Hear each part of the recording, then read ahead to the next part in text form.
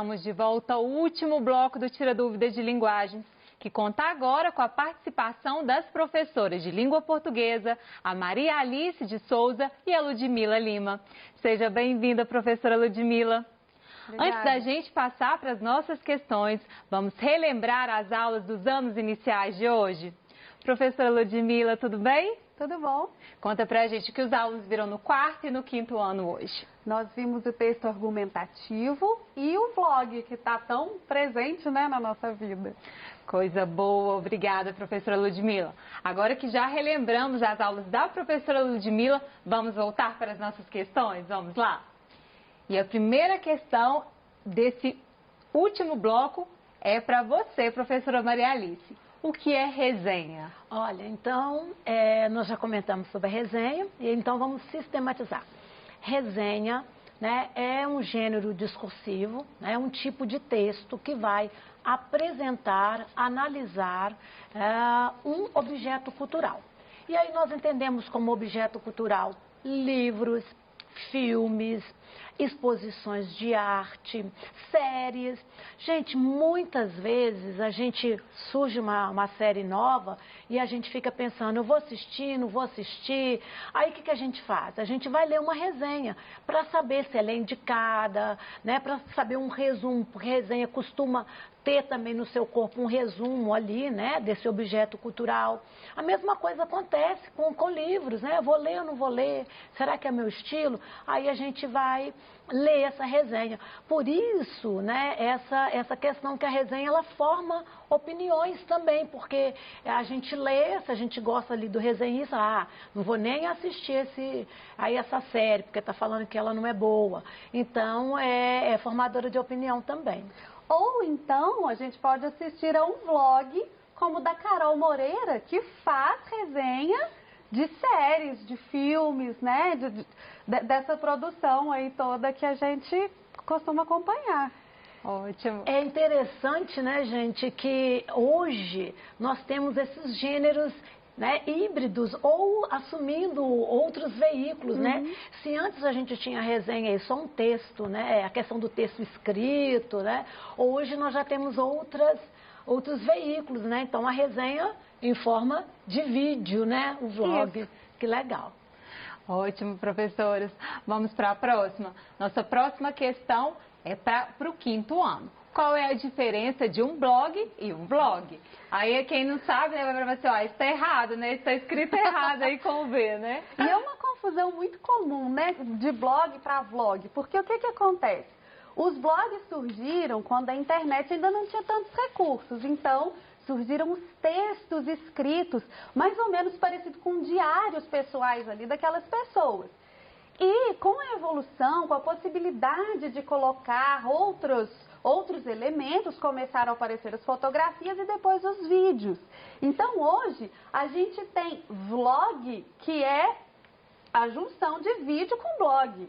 Mas, mesmo assim, a gente ainda chama as pessoas que produzem o vlog de blogueira.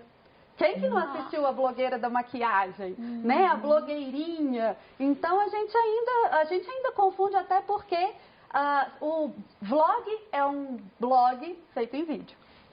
Ótimo. Detalhado aí, né, estudante? Vamos para a próxima. Nossa próxima questão é do 9º ano. Poderia explicar novamente, professora Maria Alice, a diferença dos porquês? Adoro. Olha, nós temos 4 tipos de porquês e eles são muito tranquilos. Eles vão ter também classes de palavras diferentes, mas eu tenho uma dicasinha, olha, se você vai perguntar, então ele é separado, tá? Então você fala assim, por que você não veio ontem, Maria Alice? Separado. E aí eu tenho, né, a pergunta. Se eu vou responder, aí no caso eu vou ter o porquê vai ser uma conjunção.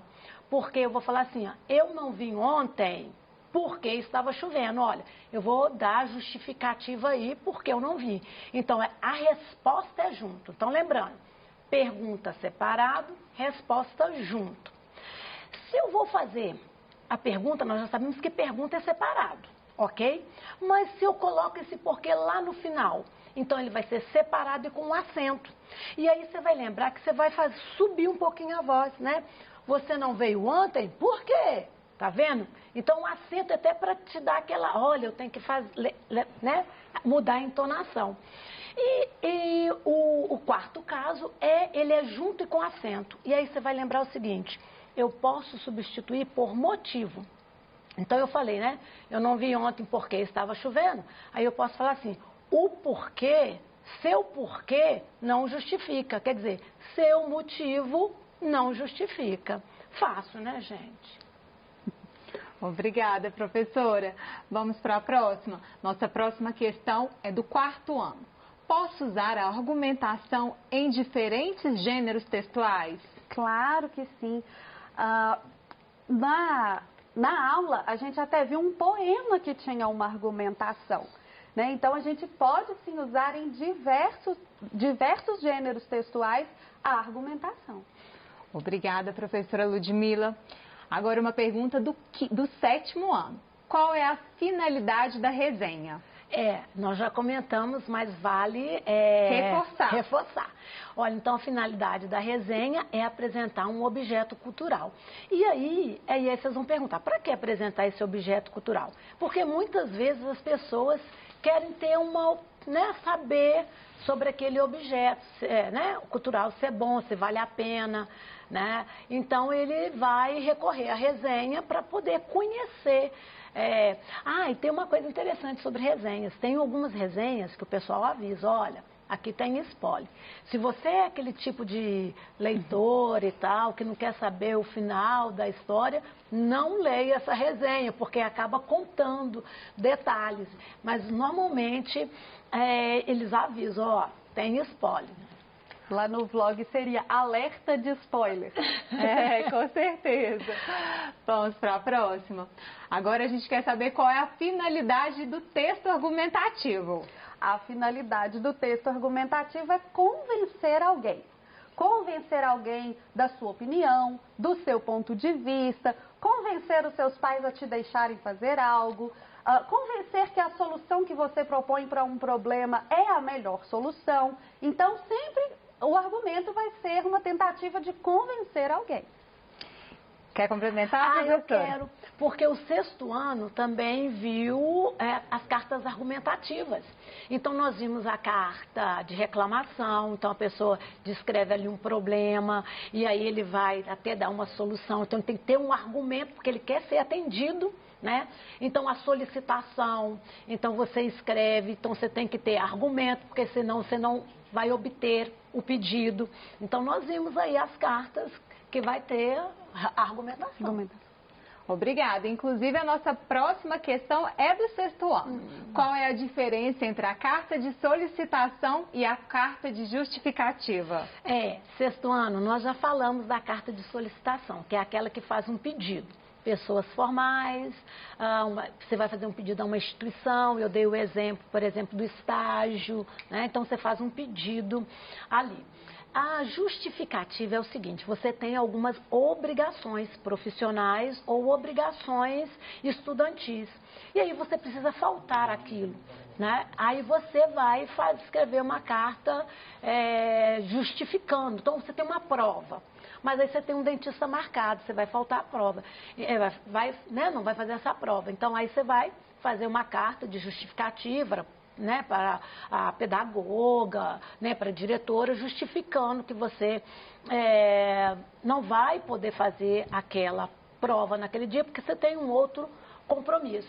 Algumas vezes na carta de justificativa tem que anexar o atestado médico ou o comprovante que você foi ao médico, para você depois cumprir com as suas obrigações ali, né, estudantis ou profissionais. Entendido. A nossa próxima questão é do quinto ano. Porque os vídeos, professora Ludmila, que ficam muito populares, nós chamamos de virais. Tão próprio dessa época, né? Porque os vírus, eles se espalham com muita facilidade, né? Tudo que é viral, a gente diz que viralizou, os vírus se espalham com muita facilidade. Por isso, por exemplo, esse ano a gente nem está indo à escola, porque o simples contato de estar no mesmo lugar vai espalhar o vírus. Então, esses vídeos que geralmente chamam a atenção das pessoas são compartilhados e alcançam muita gente, assim como acontece com os vírus. Às vezes você nem sabe de onde veio, mas chegou até você. Então é por isso que a gente diz que viralizou, ou porque se tornou viral. Até as fake news também, né? Que são um caso sério de viralização. Com certeza. Vamos para a próxima. A nossa próxima questão é do 8º ano. O que é oração principal? 8º ano. Oração principal, ela não é a primeira ou a mais importante. É aquela que não é introduzida por uma conjunção, tá? Então, ela inclusive, em algumas situações, a principal pode vir até depois, tá? Mas ela não é introduzida com uma conjunção. A oração que é introduzida com a conjunção, aí ela vai ser chamada de ou coordenativa, né? Ou subordinativa. Aí, e a conjunção vai dar o nome a essa oração, tá? Ok, obrigada, professora Maria Alice. A nossa próxima questão é para você, professora Ludmila, sobre a sua aula do 4º ano. Uma carta de reclamação é um texto argumentativo? Sim, é um texto argumentativo. Se você faz uma carta para reclamar de algo, você precisa convencer a pessoa que vai receber a carta que aquilo que você está reclamando é um problema, que aquilo é relevante, não só para você, mas para a sua comunidade, não é mesmo? E você provavelmente vai propor soluções para esse problema. Então, ao propor soluções, você vai ter também que convencer que essas soluções vão resolver o problema. Então, sim, é um texto argumentativo. Ótimo, obrigada, professora. A nossa próxima questão agora é da aula do 6º ano. Se meu pai não votar no dia da eleição, que tipo de carta ele deve fazer, professora Maria Alice? Justificativa, porque ele tinha uma obrigação e aí ele vai faltar essa obrigação. Então, ele tem, né, que justificar. A gente, né, a ausência dele, né? Ouve muito, né? Ah, eu tenho que justificar que eu não votei. Ah, porque eu estava viajando, eu estava doente, né? Então, justificativa. Ok, obrigada. A nossa próxima questão é do 4º ano. Quais são os equipamentos necessários para fazer um vlog? Então, lá na aula a gente falou em webcam, microfone, a gente falou em muita coisa, mas os vlogs, em sua maioria, são feitos só com o celular mesmo, porque o celular tem uma câmera razoável, um microfone razoável, então ele é suficiente. Ok, obrigada. Acho que a gente consegue mais uma pergunta, é do 7º ano. Para que servem os pronomes de tratamento, professora Maria Alice? Olha, 7º ano, o pronome de tratamento é que a gente vai se dirigir à pessoa. E aí vai depender do grau de formalidade. Então, se é da família, se eu sou íntimo, eu uso você. Se tem uma certa, né, formalidade, se a pessoa é mais velha, aí eu vou usar o senhor, a senhora. Alguns cargos, algumas funções, né, também vão exigir pronomes de tratamentos diferenciados. Por exemplo, Vossa Reverendíssima para bispos, Vossa Santidade para o Papa, Vossa Alteza para príncipes, Vossa Excelência para altas autoridades, como o presidente da República, né? Então, aí vai depender dessa formalidade, né? Ok, obrigada, professora. Estamos chegando ao final do Tira Dúvidas de Linguagens. Se ficou alguma dúvida, é só você acessar o aplicativo Conexão Escola e enviar a sua pergunta diretamente para o seu professor. Não se esqueça que o acesso ao aplicativo é gratuito e não consome os dados da sua internet. E se você ainda não fez o download do seu PET 7, eu quero lembrar também que não só ele, como todos os outros, estão disponíveis gratuitamente no nosso site estudeemcasa.educação.mg.gov.br. Lembrando também que todas as nossas aulas ficam disponíveis nas nossas plataformas digitais para você assistir aí quantas vezes quiser. Agradeço a presença das nossas professoras e professores, intérpretes de Libras que estiveram hoje aqui com a gente e principalmente a sua participação. Um grande abraço e continue assistindo a nossa programação. Até amanhã!